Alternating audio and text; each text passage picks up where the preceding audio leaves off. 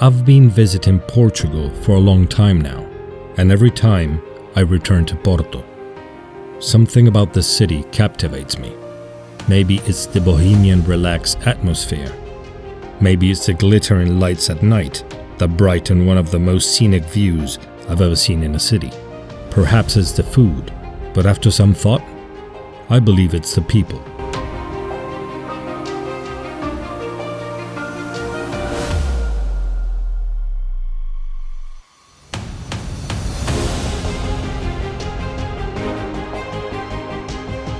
Porto's history can be traced back to Roman times, when it was known as Portuscale, which is the origin of the name Portugal. Today, Porto has become the second largest city in Portugal, behind Lisbon, and the economic engine of northern Portugal. Despite its moderate size, Porto has so much to offer that it can be overwhelming if you don't plan ahead of time.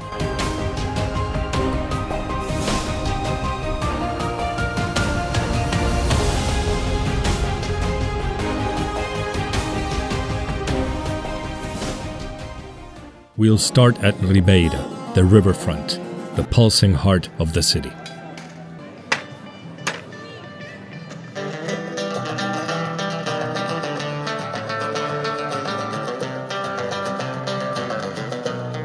This is the beating heart of Porto, where everything happens every day. Here, tourists and locals alike flock to the Douro Riverfront. On a sunny day, a myriad of boats crisscross the river, street artists perform for travelers, and restaurants provide the finest to hungry visitors.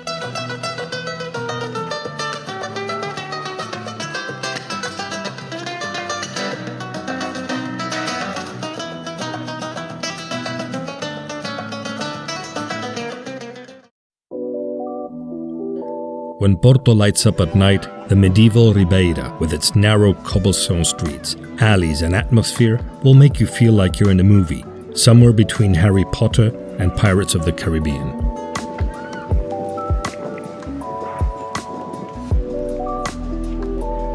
Restaurants never close for lunch, and residents like sitting back and enjoying a tasty meal of local cuisine and wines. It doesn't matter whether you sit down for lunch or drinks at noon or at 4 p.m. They'll always welcome you with a smile.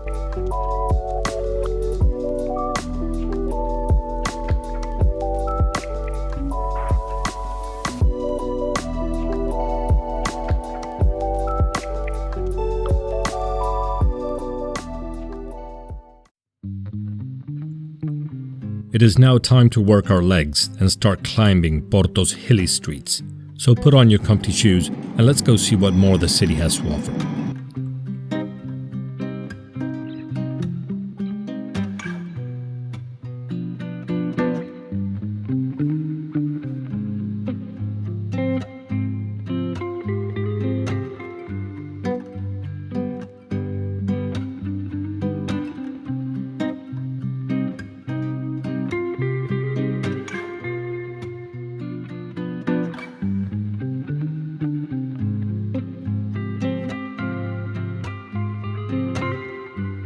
We pass by the Saint Ildefonso Church, a Baroque architectural church from the 18th century with a blue and white tile exterior added in the 1930s. Rua Santa Catarina is the main commercial street in Porto. Lots of retail shops, bars and restaurants, and occasionally, especially during the month of December and January, you come across groups of students from the university that form what's called a tuna, a music group, and they perform on the streets.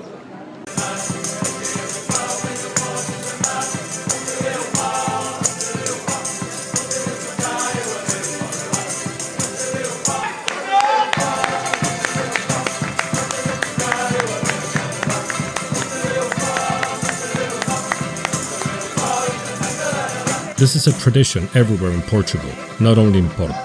And if the boys do it, so do the girls.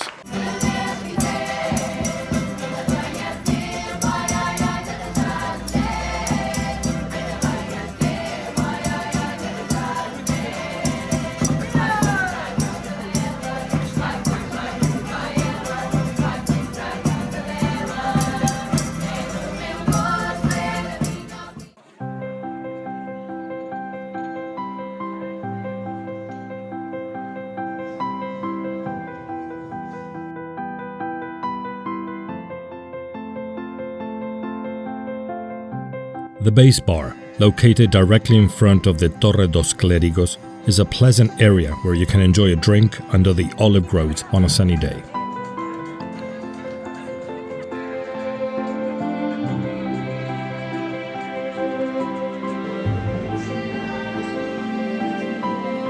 The Torre dos Clérigos church and tower is a Baroque church that was constructed between 1732 and 1763. Its 75-meter-tall tower can be seen from different locations across the city and is one of the city's most recognizable symbols.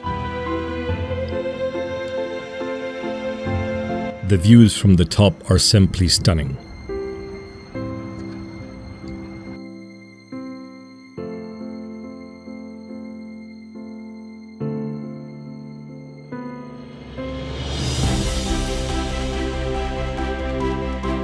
The Palacio da Bolsa began construction in October 1842 and opened in 1848, still unfinished.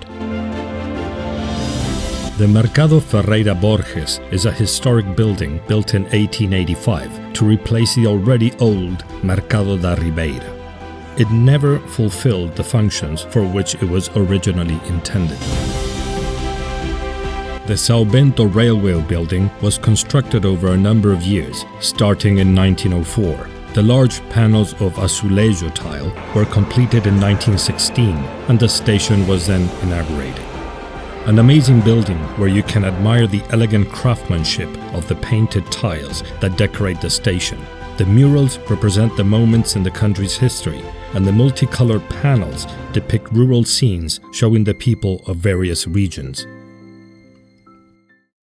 From the São Bento railway station, we head towards the Bolhão market. We pass numerous traditional artisan food shops along the way, including Comer e Chorar por Mais and many others.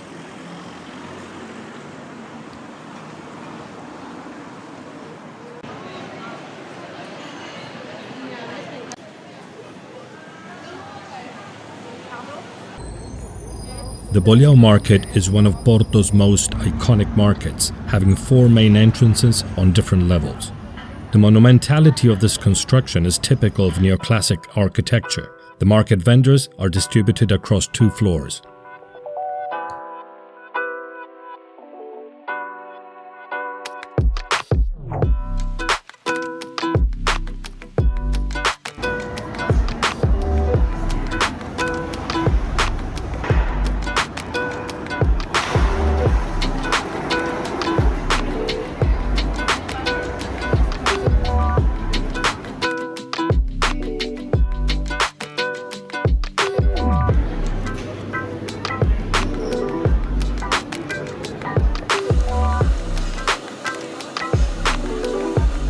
The Mercado do Bolhão specializes on fresh products, particularly food.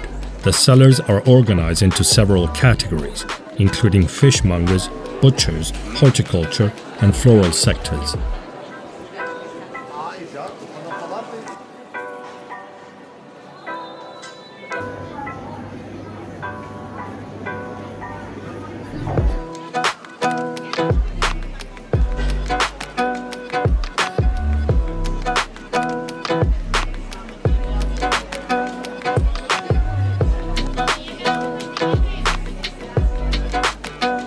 Without a question, one of the most celebrated ingredients in Portuguese cuisine is dry salted cod, bacalhau.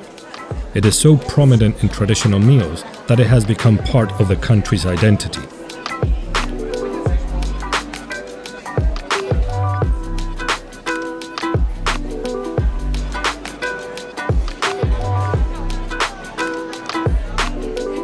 Since I'm here, I thought about having some cheese and wine from the northern regions of Portugal and get the weekend started in style. Cheers!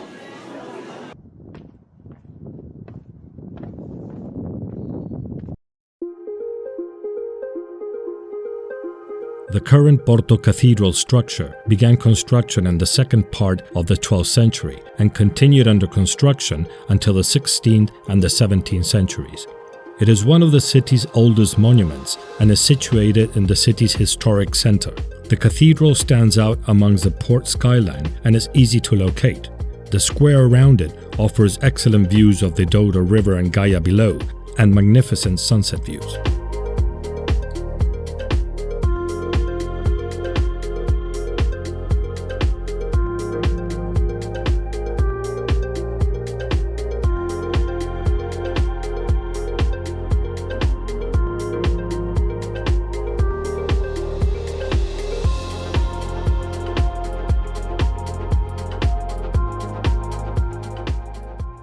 The Igreja do Carmo. This Baroque church with tile facade was constructed in the second half of the 18th century, close to another church. Because the construction of two churches together was not permitted at the time, the so-called Casa Escondida do Porto, hidden house of Porto, was constructed between them, separating the both churches. The hidden house is only about 1.5 meters or 5 feet wide.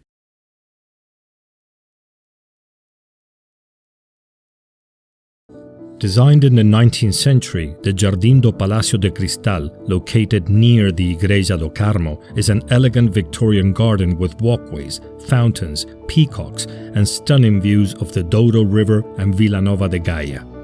A lovely location for taking pictures and going for a relaxing walk.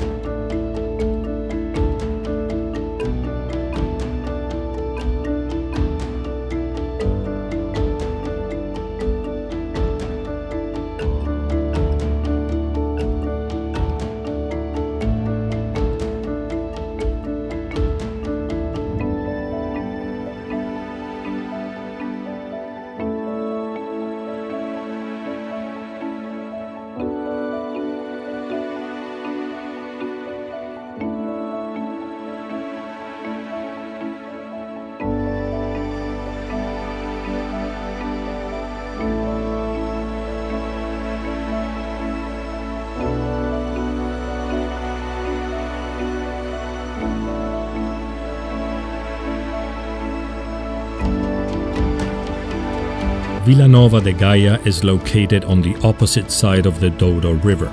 If you ever enjoyed a glass of port wine, it was crafted here.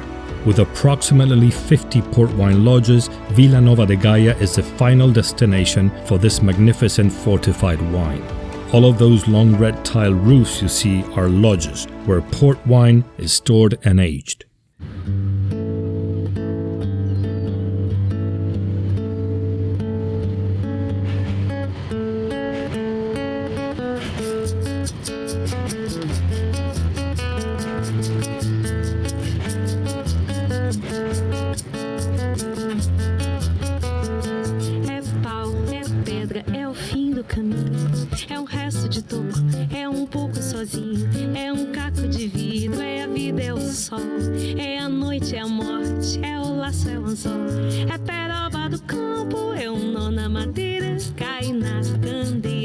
Tinta pereira, é madeira de vento, tombo da ribanceira, é um mistério profundo, é um queira ou não queira, é o vento ventando, é o fim da ladeira, é a viga, é o vão, festa da comida, é a chuva chovendo, é conversa ribeira, das águas de março, é o fim da canseira, é o pé, é o chão, é a marcha estradeira, passarinho na mão, pedra de atiradeira, é uma ave no céu, é uma ave no chão, é um regato, é uma fonte, é um pedaço de pão, é o fundo do poço, é o fim do caminho, no rosto desgosto, é um pouco sozinho, é um estrepe, é um prego, é uma ponta, é um ponto, é um pingo pingando, é uma conta, é um conto, é um peixe, é um gesto, é uma prata brilhando, é a luz da manhã, é o tijolo chegando, é a lenha, é o dia, é o fim da picada, é a garrafa de cana, o estilhaço na estrada,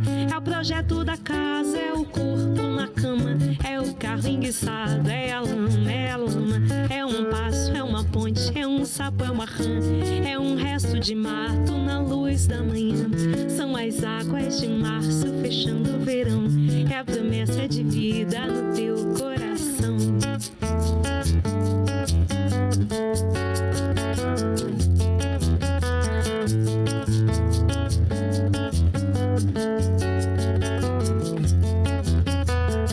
É uma cobra, é pau, é João, é José, é espinho na mão, é corte no pé. São as águas de março fechando o verão, é a promessa de vida no teu coração. É pau, é pedra, é o fim do caminho, é resto de toco, é pouco sozinho, é passo, é uma ponte, é sapo, é uma rã, é belo horizonte, é uma febre terçã. São as águas de março fechando o verão, é a promessa de vida no teu coração. Au, edra, inho, esto, oco, inho, aço, ida, oite, orte, aço, ó. São as águas de março fechando o verão, é a promessa de vida no teu coração. As águas de março fechando o verão, é a promessa de vida no teu coração. In our next video, we will explore Vila Nova de Gaia in depth. I really hope you enjoyed this video. If so, please give it a thumbs up, subscribe to the channel. It really makes a difference for us to keep on bringing you content like this. This is Mark from Go Travel Planet signing off. See you next time. Ciao, alla prossima.